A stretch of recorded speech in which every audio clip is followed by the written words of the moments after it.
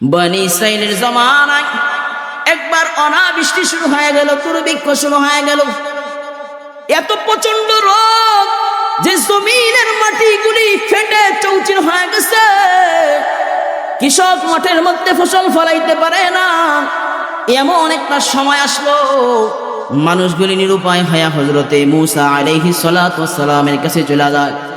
পয়গম্বর মূসা নবীকে ডাক দেয়া বলেন, ও গো আল্লাহর নবী কালিমুল্লাহ, আপনি একটু আল্লাহর কাছে দোয়া করেন বৃষ্টির জন্য।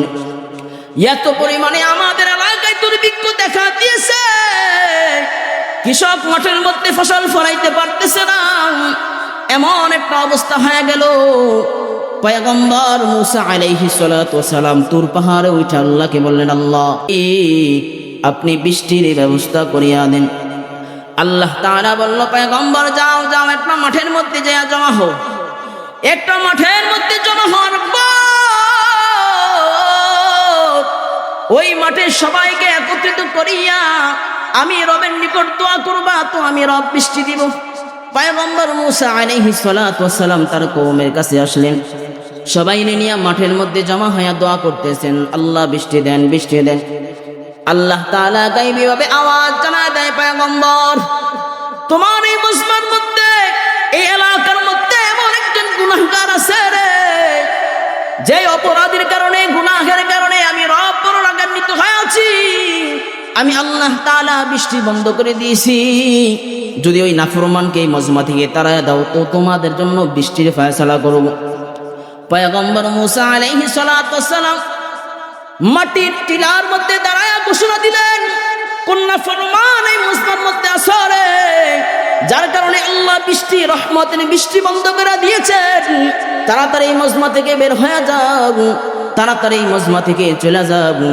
ওই নাফরমানটা যখন বুঝতে পারলো আমাকে বিদায় করার জন্য বলতেছে, নাফরমানটা এখন চোখের পানি ছেড়ে দিয়ে আল্লাহর কাছে বলে, আল্লাহ ও দয়াল মালিক, আপনারা বলছেন আপনি সবচেয়ে বড় দয়াশীল আল্লাহ, আপনি না বলছেন আপনি অনেক দয়াশীল। ও মালিক, আজকে যদি মজমা থেকে আমি চলে যাই, তো আমার সমাজের লোকেরা, আমার এলাকার মানুষেরা, আমার আত্মীয় স্বজনরা আমার তিরস্কার করবে, আমার নাফরমান বইলা বইলা দুনিয়ার জমিনে তিরস্কার করবে, সবাই আমারে বাঁকা চোখে দেখবে। ও মালিক, দুনিয়ায় গুনাহ করছি, আপনি গোপন রাখছেন, আপনি তো রহমান। ও দয়ার আল্লাহ, আজকে আপনার নিকট দোয়া চাই, ক্ষমা চাই। ও দয়ার মালিক, গোপন যেমন গুনাহ রাখছেন, আল্লাহ আপনি আমার গুনাহগুলিরে ক্ষমা করে দেন। ওই বান্দারা যখন তওবায়ে নাসুহা একনিষ্ঠ তওবা করলো, আল্লাহর নিকট চোখের পানি যখন ফেরায় দিল, আল্লাহ তাআলা বলেন, গোলাম তুই আমি রবকে ডাক দিছো, আমি রবকে তোর ডাকে সাড়া না দিয়া পারিনি, যাও আমি তোমার গুনাহগুলিকে মাফ করে দিলাম। আল্লাহ তাআলা সাথে সাথে বৃষ্টির ফয়সালা করে দিলেন। পয়গম্বর মূসা ডাক দেয়া বলে, আল্লাহ আপনি না বললেন গুনাহগার ব্যক্তি ময়দানে আসি বৃষ্টি দিবেন না? কই দেখলাম না তো কেউ ময়দান থেকে চলে যাইতে, তো কেন বৃষ্টি দিয়েছেন? আল্লাহ তাআলা ডাক দেয়া বলে, পয়গম্বর ও মূসা কালিমুল্লাহ, আমি রব যা জানি তুমি তো তা জানো না।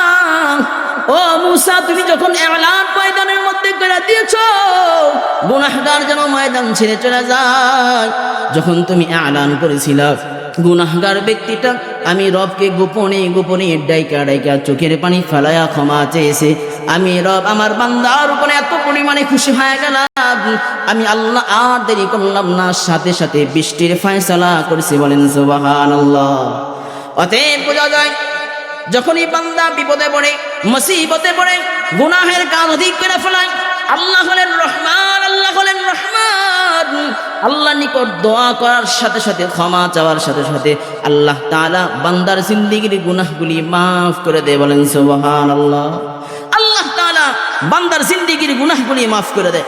এজন্য আল্লাহ তাআলা বলে, বান্দা আমার নিকট অধিক পরিমাণে ক্ষমা চাও। ক্ষমা চাবো কার নিকট? জোরে করে বলেন, আল্লাহর নিকট ক্ষমা চাইবো।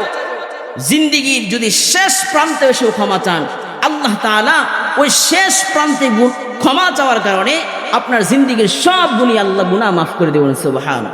কেমন মাফ করবে আল্লাহ বলেন, আত-তাইবু মিনাজ যামবি কামাল্লা যামবা লাহ। আল্লাহর নবী সাল্লাল্লাহু আলাইহি ওয়াসাল্লাম বলেন, গুনাহ থেকে তওবাকারী আল্লাহর নিকট নিষ্পাপ হয়ে যায়। বলেন সুবহানাল্লাহ। নিষ্পাপ হয়ে যায়। কেমন নিষ্পাপ? বলে ভূমিষ্ঠ হইলে, শিশু যখন ভূমিষ্ঠ হয় তার কোনো গুনাহ থাকে?